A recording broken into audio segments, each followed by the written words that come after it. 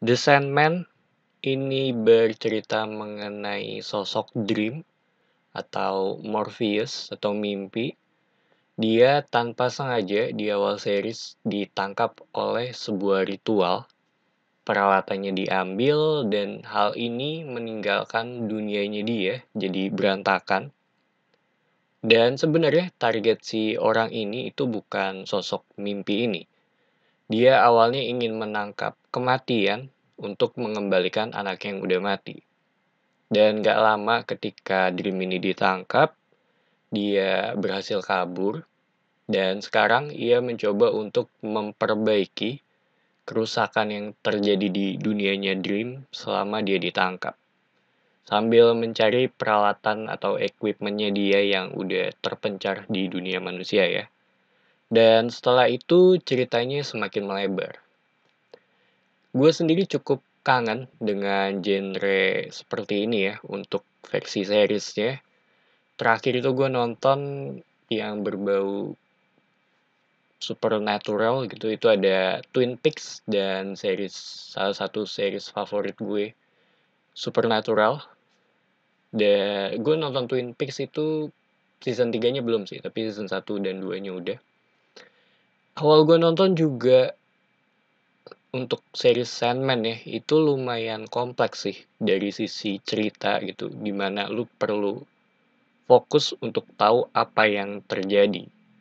Dan awalnya di series ini juga menurut gua agak sedikit ngebosenin, khususnya di episode 1 dan 2. Tapi begitu gue paksain untuk nonton series ini sampai selesai gitu, di episode 3 itu menurut gue udah mulai menarik sih. Karena salah satu series yang butuh setup ya untuk bisa tahu bagaimana situasinya nantinya. Belum lagi dari sisi cerita ada yang berusaha untuk menjatuhkan si sosok Dream ini atau Morpheus dari awal episode ya, dan gue nggak mau spoiler bagaimana kelanjutan plotnya atau perkembangan plotnya di season ini. Yang gue suka dari series ini adalah karakternya si Dream ya. Dia diperanin oleh Tom Sturridge. Gue nonton dia di Sweet Bitter, salah satu series yang menurut gue recommended banget. Dan karakter Dream ini buat gue keren. Dari pembawaannya, dari visual yang ditampilin di series ini juga gitu. Terutama di episode 4 ya, di mana dia itu berhadapan dengan salah satu makhluk yang punya reputasi besar dan harusnya semua orang juga tahu sih siapa yang berhadapan dengan Dream atau Morpheus ini. Dan sekaligus ngomongin karakter, gue sendiri nggak ngebaca graphic novelnya dari si Neil Gaiman atau versi komiknya atau graphic novelnya. Dan jadi gue nggak tahu apa-apa dari sisi karakter yang ada di sini. Tapi begitu ada karakter ini muncul, karakter itu muncul gitu. Jadinya buat gue ya agak sedikit surprising sih. Tapi tetap masuk akal karena ada hubungannya dengan itu juga. Dan gue suka dengan beberapa karakternya juga ya, karena terutama karakter itu. Karena di tiap penulis itu punya interpretasi yang berbeda mengenai karakter ini dan itu gitu. Jadi cukup cukup fresh sih ngelihat setiap orang ngebawain beberapa karakter yang berbeda gitu, termasuk di seriesnya Sandman ini. Tapi yang menurut gue yang menarik itu ada di sisi lawannya gitu. Mungkin nggak bisa dibilang lawan juga ya, lebih ke antagonis sekali ya untuk series ini karena agak sedikit abu-abu, agak complicated juga, sama yang gue suka juga mereka punya backstory-nya juga sih untuk beberapa karakter major ya. Dan cukup relatable dengan karakter-karakter yang ada di series ini.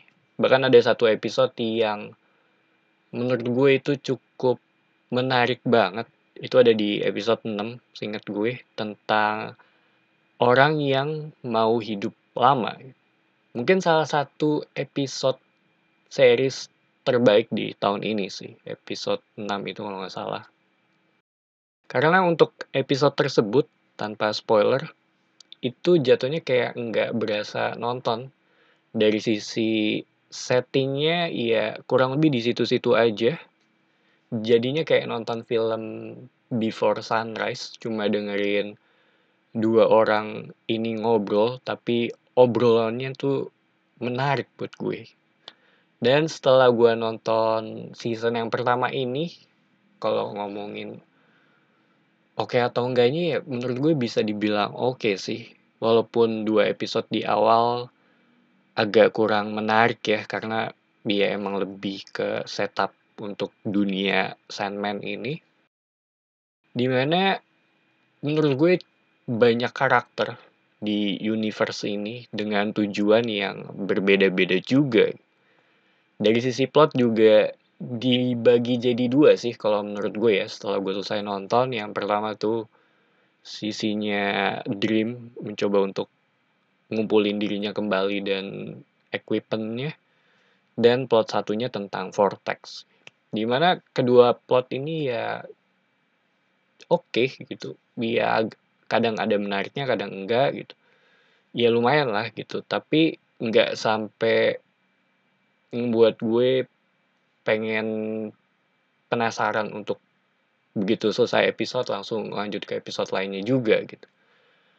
Dan buat gue Sandman ini bukan termaksud series yang bisa ditonton berbarengan secara langsung sih.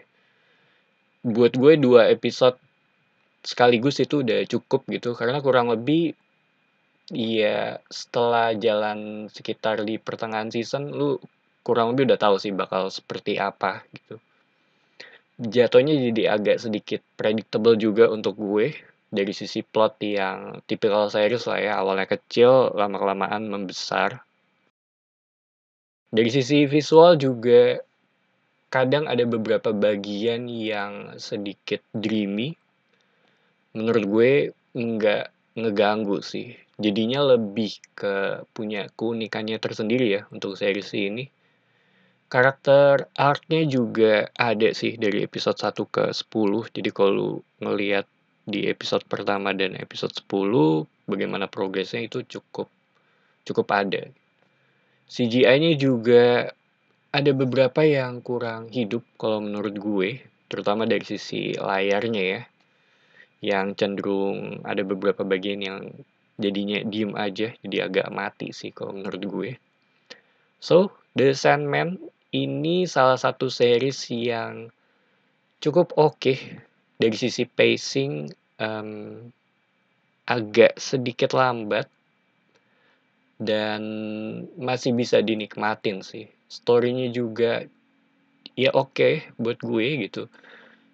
Ada beberapa bagian yang gue penasaran juga sih, pengen tahu versi graphic novelnya ya seperti apa. Apakah series terbaik di tahun 2022 ini? Buat gue enggak sih. Tapi bukan berarti ini series yang jelek gitu.